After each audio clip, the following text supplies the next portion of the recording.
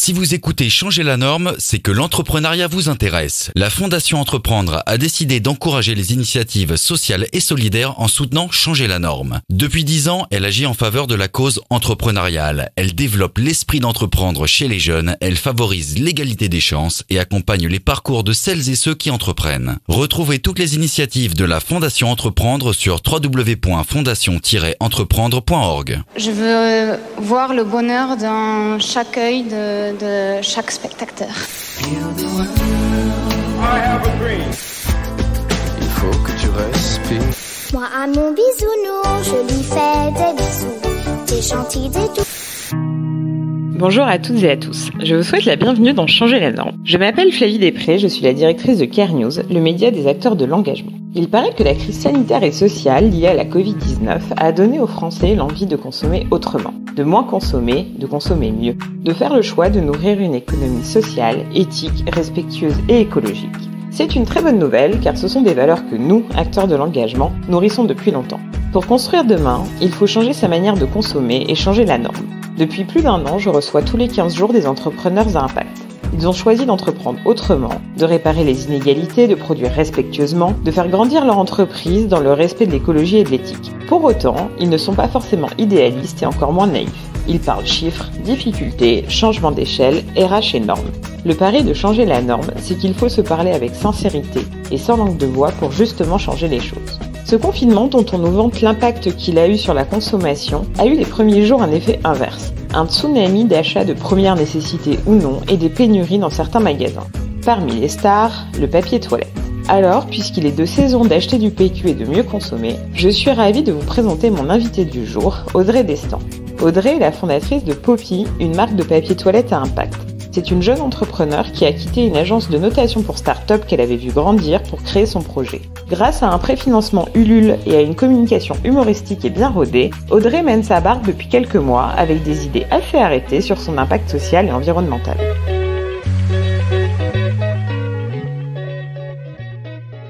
Bonjour Audrey.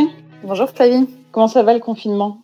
Écoute, plutôt bien. Moi, je suis à Paris avec mon mari dans l'appart et pour le moment, on le vit très bien. On est toujours ensemble, donc c'est cool. Voilà.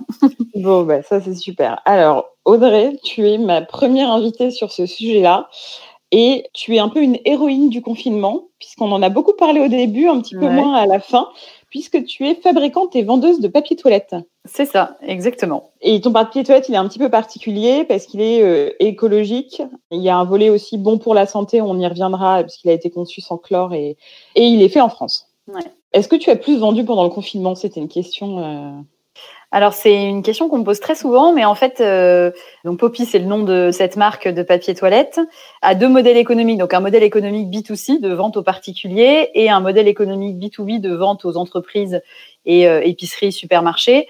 Et en fait, il se trouve que, certes, le modèle économique via les particuliers a très bien marché, plus que d'habitude, je dirais, les 3 premières semaines du confinement, parce qu'il y a eu une espèce d'emballement autour du PQ. En revanche, évidemment, avec la fermeture des entreprises et cafés, hôtels, restos, ça, c'est un modèle économique qui est à l'arrêt.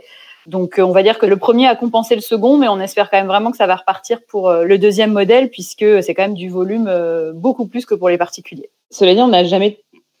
tant parler de papier toilette. Moi, j'ai vu des espèces d'infographies passer sur la consommation de PQ selon les pays. Enfin, je pense qu'on est tous très calés maintenant. Ouais, c'est sûr. Je pensais pas que le produit était aussi sexy, mais je suis ravie que les gens adhèrent de plus en plus.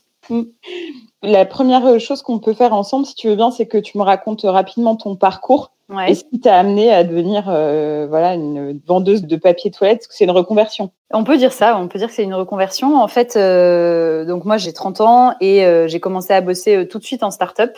Il se trouve que je suis sortie d'école et je pensais avoir envie de me lancer dans l'entrepreneuriat, mais je me sentais pas du tout prête parce que concrètement à 25 ans je savais pas faire grand-chose. J'ai décidé de rejoindre un projet qui venait d'être créé par 2 fondateurs. Donc, c'était une agence de notation de start-up. Je me suis dit, comme ça, j'aurai les avantages de l'entrepreneuriat, mais pas les inconvénients. Donc, j'ai bossé avec eux pendant 4 ans. C'était une super expérience. On est passé de 4 à 60. On a ouvert 4 pays. Enfin, vraiment, grosse croissance. Finalement, au bout de 3 ans et demi, il y avait 2 choses qui me manquaient. Le côté main dans le cambouis. Et puis, il n'y avait pas cette notion de sens dans mon travail que je commençais à rechercher quand même pas mal à ce moment-là. Et donc, je me suis dit, je vais faire un projet en parallèle de ma boîte actuelle. J'ai commencé à réfléchir à un side project. Et il se trouve que dans ma famille, on a des forêts de pins dans les Landes depuis plusieurs générations.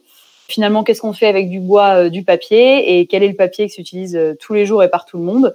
Il y en a pas 30 000, donc il y avait le PQ, l'essuie-tout, les mouchoirs.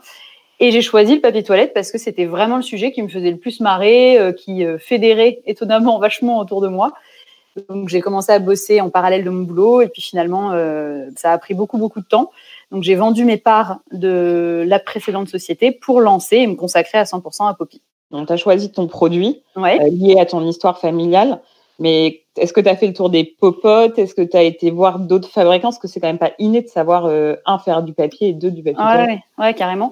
Ça a été une super période. J'ai quitté ma précédente boîte en avril 2019 et la première étape de Poppy, ça a vraiment été de chercher des fournisseurs avec qui je voulais bosser, qui partageaient mes valeurs, parce qu'en fait, en creusant, je me suis rendu compte que c'était un peu dommage de couper un arbre pour un papier à usage unique. Donc ça, c'est quelque chose que j'ai appris aussi. Et je me suis penchée sur le recyclé, qui en fait représente moins de 10% du marché du papier toilette en France. Donc c'est assez niche. Donc il y avait 7 cases papier recyclé, je voulais cocher. Je voulais absolument du Made in France sur toute la chaîne de valeur. Je voulais aussi que certaines normes sanitaires soient respectées, donc pas de chlore, pas de colorant, pas de décolorant. Et finalement, ça a pas mal réduit la liste des industriels avec qui je pouvais bosser. Finalement, je me suis très bien entendue avec une usine normande. Et c'est comme ça qu'ensuite, j'ai structuré l'ensemble de la chaîne de production et de la chaîne logistique en Normandie pour éviter justement la multiplication des trajets. Donc, ça a été quand même bien 5 mois de travail, on va dire industriel et logistique. Super période d'ailleurs, hyper intéressante quand on ne connaît pas le marché, effectivement. Je pense qu'on en a beaucoup entendu parler ces quelques semaines, mais moi, j'ai découvert les chiffres en préparant le podcast, les centaines de milliers d'arbres coupés, la consommation. Donc, est-ce que tu peux situer Poppy par rapport au reste du marché, tes éléments différenciants? Oui, bien sûr. Pour fabriquer du papier toilette, tu as 2 options. Soit tu utilises des arbres, concrètement, donc tu les coupes en copeaux, tu fais une pâte à papier. Soit tu utilises du papier recyclé. Comme je te disais, le papier recyclé, c'est à peu près 10% en France du PQ.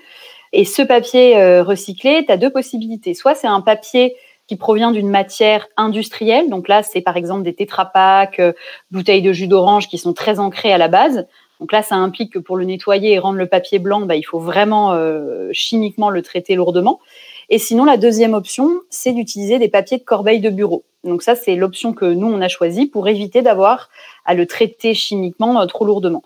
Donc, en fait, le process, c'est aller chercher des papiers de corbeille de bureau dans des entreprises, en l'occurrence en Normandie, en Bretagne, puisque c'est là où se situe l'usine.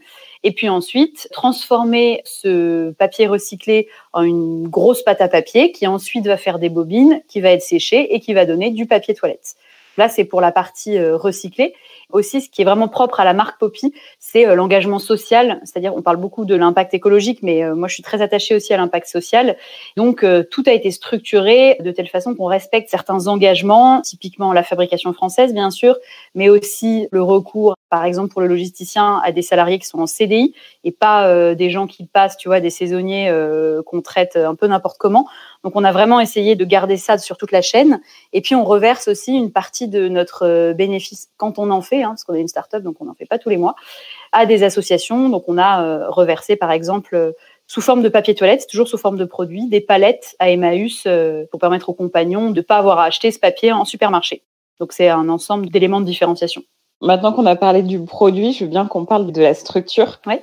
Une fois que tu avais ton idée en tête et que tu avais un peu fait le tour et que tu savais, comment est-ce que tu as construit ton business plan? Comment tu as su que tu allais jouer à la fois sur le B2C et le B2B? Il y a eu pas mal d'allers-retours, pour tout avouer, à l'été 2019. La grosse question, c'était est-ce que je lance un Ulule ou pas? Donc, c'est-à-dire, est-ce que je lance une campagne de précommande pour un produit comme ça? Ça a été une grosse hésitation et finalement, je l'ai fait parce que je le voyais comme une validation du marché. C'est-à-dire que concrètement, si mon Ulule n'avait pas marché, franchement, je pense que j'aurais pas pu valider cette hypothèse de travail qui est, oui, il y a bien une cible pour Poppy. Et finalement, le Ulule a hyper bien marché. Donc, ça a permis 2 choses. Valider tout simplement qu'il y avait effectivement des gens pour acheter. Et deuxièmement, ça a permis aussi d'avoir de la trésorerie pour commander les premières productions. Parce qu'en fait, ça, c'est un gros enjeu quand tu as un produit physique.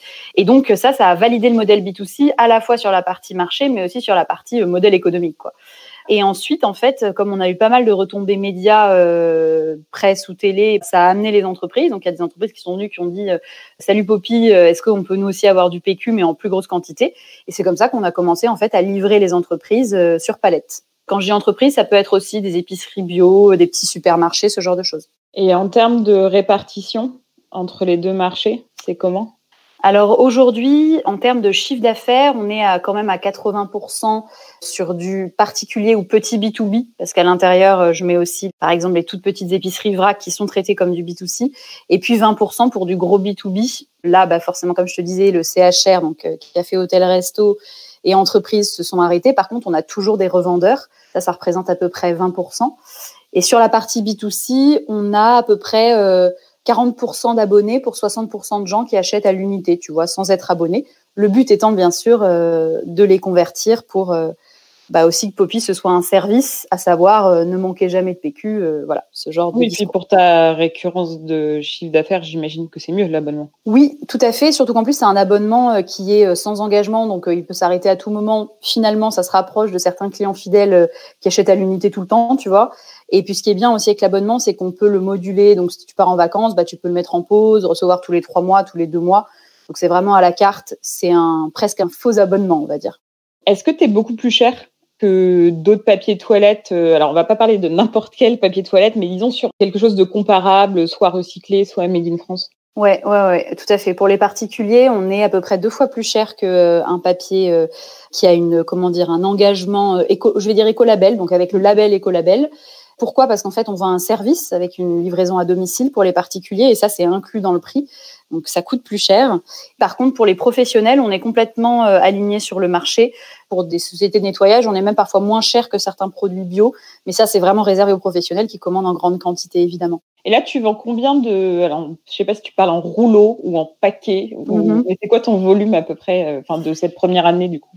Alors, en 6 mois de commercialisation, on en a vendu à peu près 250 000 rouleaux. Alors, je ne sais pas si ça parle énormément, mais non, je suis juste en train de les imaginer chez moi. Ça fait beaucoup, mais... Ça fait beaucoup, je ne suis pas sûre que ça rentre. C'est beaucoup et c'est beaucoup de palettes, effectivement. Et je pense qu'au début, l'usine avec laquelle on travaille, ils ne croyaient pas forcément. Et puis, voilà, quand ils ont vu aussi l'engouement autour de ce produit-là, je pense que ça leur a fait très plaisir parce qu'ils sont spécialisés dans le recyclé depuis hyper longtemps. Et de voir qu'il y avait aussi une cible... dynamique, engagée, qui était intéressée par un produit aussi peu sexy, je pense que ça a aussi vachement dynamisé l'usine et ça leur a donné confiance sur d'autres produits qu'on peut lancer ensemble, quoi, par exemple. Avec le Covid, c'est un peu particulier, mais c'était quoi ton objectif en une année? Alors, effectivement, on a dû retarder quand même, on a décalé forcément dans le business plan. L'idée, c'est de faire, à la fin de l'année, c'est d'avoir fait à peu près 3 fois ça. Il est possible qu'on y parvienne, notamment par d'autres moyens, qui serait la vente à ce qu'on appelle des facility managers, donc des sociétés de nettoyage et d'aménagement des grandes entreprises. Et ça, c'est des discussions qu'on avait avant le confinement, qui sont aujourd'hui en pause et qu'on espère reprendre très rapidement. Mais ça dépend encore une fois de l'ouverture des entreprises. Merci pour ces réponses. C'est une start-up qui est récente, puisque ça fait 1 an que tu es partie. Tu as été incubée, si j'ai bien fait mes devoirs. Et est-ce que tu peux nous raconter comment, parce que tu m'as dit aussi que tu avais un board, comment tu as construit cette start-up qui finalement, du coup, est quand même marche bien au bout de 6 mois? Ouais, tout à fait. Moi, quand je suis partie de ma précédente boîte, il se trouve qu'on était 5 associés dans cette boîte précédente et j'ai trouvé ça super d'être plusieurs à décider, mais je pense que j'ai quand même une personnalité qui aime bien être assez autonome et finalement un peu solitaire, tu vois. Moi, être seule associée opérationnelle dans ma boîte, même si c'est pas très conseillé, notamment par l'incubateur, qui est l'incubateur de Make Sense, moi, c'est un fonctionnement qui me convient parfaitement, je pense. En tout cas, qui colle avec ma personnalité. D'autres entrepreneurs qui ont le même format me disent, finalement, si ça colle avec toi, il vaut mieux continuer comme ça, plutôt que de se forcer à avoir un associé. Par contre, du coup, j'ai vraiment essayé de m'entourer de gens qui complètent mes lacunes et qui viennent m'aider sur des sujets précis. C'est pour ça que j'ai structuré un board très, très vite, en fait, franchement, dès les premiers mois. C'est un board qui est constitué de 8 personnes, d'univers très variés. Donc, il y a des entrepreneurs à succès plutôt dans le digital. Il y a aussi un journaliste, par exemple. Il y a un ancien DG d'Unilever, donc pour toute la partie grande consommation, qui vient apporter aussi, on va dire, une dimension très business à un projet impact. Ça, c'est hyper important, je trouve, d'avoir les deux, de pas uniquement avoir soit la casquette impact, soit la casquette business, parce que les deux sont très cohérents. Et ce board, en fait, on se réunit tous les 2 mois, tous ensemble, pour discuter d'un sujet précis. Et sinon, je les vois un par un, à peu près bien 1 heure par mois, hors Covid, parce que là, on s'est un peu moins vu.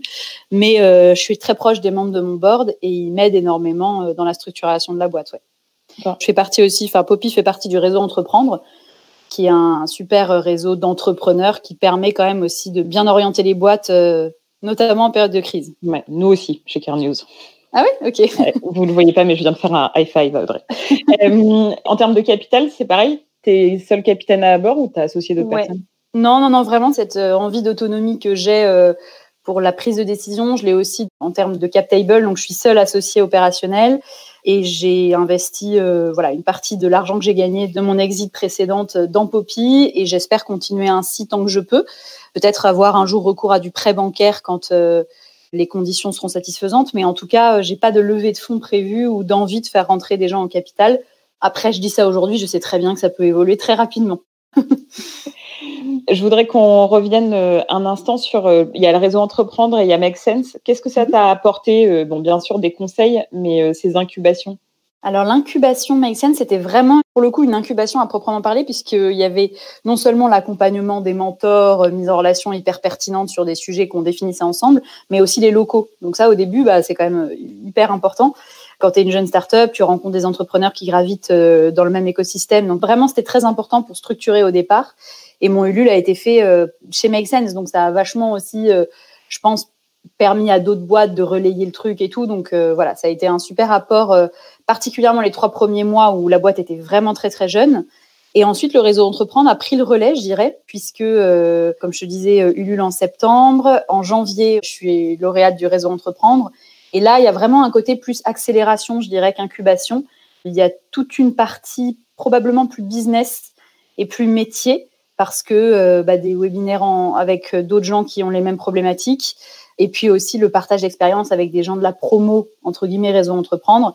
Je dirais que c'est pour des boîtes peut-être un peu plus matures, alors que Make Sense, c'est vraiment de l'incubation pour des boîtes très jeunes. En termes de développement, est-ce que tu comptes rester sur un monoproduit, mais envahir l'Europe, ou est-ce que tu veux aussi développer d'autres produits? Alors, c'est une très bonne question et qui se posait avant le confinement, qui se repose particulièrement aujourd'hui. En fait, on a 2 axes de développement produit. Le premier, c'est évidemment les papiers à usage unique, tu vois, qui se déclineraient sur recyclé, made in France et sans produits toxiques. Donc là, l'essuie-tout est très, très demandé par nos clients, les mouchoirs aussi. Donc là, on travaille sur le sujet et pas que avec notre usine normande. On réfléchit avec d'autres industriels parce qu'il y a plein de choses à faire sur ces produits aussi. Et puis le deuxième axe de développement, c'est tout ce qui concerne, alors là, la fesse au sens très large, tu vois, où on peut aller sur de la lingette compostable, même des produits pour la fesse du bébé. Mais l'ADN de Poppy, il est quand même très orienté usage unique. Et donc, on restera et on assumera des produits jetables. C'est-à-dire qu'on n'ira jamais sur du PQ lavable, par exemple. C'est pas notre ADN. Nous, on pense que l'écologie, ça doit se faire à petits pas, que c'est trop radical de passer à des choses comme ça. Et surtout, on a vraiment à cœur aussi de conserver une certaine hygiène, une certaine vision de l'hygiène. Et aujourd'hui, malheureusement, tous les produits d'hygiène lavables, il faut laver à 60 degrés, voire 90 degrés, sinon tu prolifères les bactéries. Et c'est quand même un vrai sujet, on le voit aujourd'hui. Donc nous, on assume complètement d'avoir des produits jetables, mais qui sont fabriqués proprement, on va dire. Voilà. C'était ma question pour faire la transition, pour qu'on parle un peu d'économie sociale et solidaire ou d'économie à impact. Est-ce qu'il n'y a pas une contradiction entre le fait d'avoir de l'impact et de faire du jetable? Mais tu viens d'y répondre, même si j'imagine que ça doit être un axe d'attaque ou de discussion avec d'autres entrepreneurs sociaux qui, pour le coup, ouais, tout à fait. C'est un vrai sujet et qui est de notre côté très assumé. Notre but, c'est vraiment d'améliorer le quotidien des gens et de pas les culpabiliser. Parce qu'en culpabilisant, on pense qu'on n'arrive à rien et qu'on va pas emmener les 65 millions de Français à devenir plus écolos. Et donc, l'idée, c'est de pas bouleverser leurs habitudes, mais de proposer des produits qui sont mieux que ce qui existe, on va dire. Donc, c'est un axe vraiment qu'on va conserver et j'espère que les gens qui rejoindront Poppy au fur et à mesure partageront ça aussi, parce que ça me semble hyper important pour l'ADN de la boîte, quoi. On va voguer tranquillement quelques instants sur l'économie sociale et solidaire. Est-ce que c'est un secteur auquel tu t'identifies? Dans certains aspects complètement, dans d'autres un peu moins. Je pense que c'est vraiment un secteur très très varié. Il y a de tout dans ce secteur-là. Et chez Make Sense, d'ailleurs, on a vraiment des échantillons très différents de tout ce que ça peut représenter. Il y a des aspects que je partage complètement, notamment sur l'engagement des entrepreneurs, c'est-à-dire qu'on a des chefs d'entreprise qui sont vraiment engagés dans leur entreprise et c'est pas le cas partout. Ça me paraît hyper important. Après, il y a des sujets sur lesquels l'ESS peut mieux faire. Et tu vois, si on parle d'impact, je reviens un peu là-dessus, mais sur impact écologique, impact sanitaire, impact social, je pense qu'il y a des choses, comme dans n'importe quel autre secteur, pour lequel tout le monde n'est pas cohérent. Je te prends l'exemple de l'impact social. On sait que dans l'ESS, il y a beaucoup d'entreprises qui embauchent, par exemple, des stagiaires non rémunérés. Alors certes, c'est des stages de 2 mois, etc. Mais tu vois, moi, par exemple, j'ai toujours eu, et d'ailleurs, c'était un sujet de discussion avec Make Sense, à cœur de payer des gens qui bossent pour la boîte, quoi. Quel que soit, en fait, le temps où tu restes dans la boîte ou non, quel est ton statut, je trouve que tout travail mérite salaire. Et voilà, parfois, on peut avoir un peu, par manque aussi de moyens, recours à des procédés qui sont pas très ESS. Comme dans tout secteur, il y a des incohérences, mais je pense que c'est un secteur qui se professionnalise vachement et qui, notamment grâce à des réseaux comme Make Sense ou Réseau Entreprendre, gagne en professionnalisme et en notion business. Je pense que ton podcast, d'ailleurs, met vachement l'accent là-dessus aussi, de dire que c'est pas du tout contradictoire d'avoir les deux. Au contraire, je pense que c'est vraiment sur la bonne voie. Ouais, changer la norme, l'idée, c'était que pour faire changer les choses, il fallait en parler normalement et qu'en fait, ça me semblait aberrant d'interroger des entrepreneurs sociaux qui sont avant tout des entrepreneurs avant l'impact, avant le social, etc., sans avoir un business viable. Parce que le fait de paille et le bon sentiment, on est dans un monde qui est quand même économique et ça se voit très fort aujourd'hui. Il y a un virus et l'économie en souffre. Voilà. Donc bon, c'était un peu la mouvance de dire les gens font du business et en fait c'est intéressant. Puis je suis pas très une fille à tabou, mais il y en a pas tellement. Ok. Une dernière question, parce qu'il y a quelque chose qui est très ESS, mais sans doute très impact, très nouvelle entreprise. Est-ce que en grandissant, tu vas mettre en place une gouvernance ou est-ce que tu vas essayer de penser ta boîte et ton rapport avec tes collaborateurs d'une manière, différente ou classique? Alors oui, je pense que c'est une bonne question parce elle est très posée chez Make Sense, qui a, je sais pas si tu les connais bien, mais ils ont effectivement une vision pas du tout hiérarchique de l'entreprise et ils peuvent discuter de leur salaire entre eux, évaluer, etc. Moi, c'est vrai que j'ai plutôt une vision classique de l'entreprise. Je pense que c'est important d'avoir un chef d'entreprise qui assume son rôle, qui est à la fois un homme ou une femme politique presque, tu vois, dans la prise de décision. Donc moi, je crois beaucoup au côté une tête et puis ensuite, on se répartit bien le travail en fonction des compétences de chacun. Je suis assez attachée à cette vision un peu à l'ancienne, pour tout avouer. Donc non, je suis pas très nouvelle façon de gouverner l'entreprise. Mais par contre, je m'y intéresse beaucoup et j'échange beaucoup avec des gens qui le font et des gens qui le font très bien parce que je pense qu'il y a quand même pas mal de choses à prendre dans les deux, dans la version à l'ancienne et dans la nouvelle version. Après, comme je te disais, moi, je reste très attachée à certaines valeurs sociales, notamment, par exemple, si on peut avoir recours à un CDI, on a recours à un CDI. Si on peut éviter le chômage partiel, on l'évite parce qu'il y a des gens et des boîtes qui sont beaucoup plus dans la panade que nous. Donc voilà, vraiment toujours se dire, j'essaie d'être responsable dans ma façon de consommer le social. Ok, bon, on va passer aux questions finales. Es-tu prête? Je suis prête. La raison d'être de Poppy. La raison d'être de Poppy, donc sa mission, c'est vraiment, comme je te disais tout à l'heure, améliorer le quotidien de tous ceux qui sont pas des super-héros de l'écologie. C'est l'écologie pas à pas qui est très discutée aujourd'hui. Et ça, c'est vrai au travers du papier toilette et des autres produits dont on a brièvement parlé tout à l'heure. La femme ou l'homme politique que tu voudrais convaincre? Alors là, je pense que tu l'as compris dans ma façon de présenter aussi la gouvernance de demain. Moi, je crois beaucoup au rôle des collectivités locales parce que malheureusement, plus tu centralises et souvent moins ça fonctionne. Je pense qu'il y a vraiment une décentralisation à mener. Donc, c'est sûrement les maires et autres qui doivent être convaincus. Alors, on n'a pas encore attaqué les collectivités locales pour le PQ, mais on est souvent contacté par des écoles. Donc, voilà, ce sera sûrement un axe de développement aussi pour Poppy. La taxe que tu voudrais inventer ou supprimer? Il y en a une qui me saoule pas mal tous les mois, je t'avoue, c'est la TVA. Bon, elle est pas prête d'être supprimée, mais c'est quand même un vrai sujet. Blague à part, sinon, s'il pouvait y avoir une taxe pour financer le chômage des chefs d'entreprise, c'est vrai qu'on le voit dans cette période. Moi, mon mari est entrepreneur aussi, c'est assez angoissant quand tu sais que derrière, tu peux ne rien avoir, quoi. Donc, pourquoi pas ça? Peut-être intéressant. Oui, c'est un vrai sujet en ce moment. Le patron du CAC 40 que tu voudrais ou pourrais être? Alors, si l'idée, c'est de le remplacer, ça m'intéresse pas mal. Pas forcément de suivre son cours. Mais moi, j'aime beaucoup la grande distribution. Je trouve que c'est fascinant parce que justement, ça concerne le quotidien des gens. Et en fait, souvent, je me dis si finalement, tu vois, la grande distrib était plus responsable en termes d'approvisionnement, de logistique, d'ancrage dans les territoires, on pourrait faire un truc incroyable, quoi.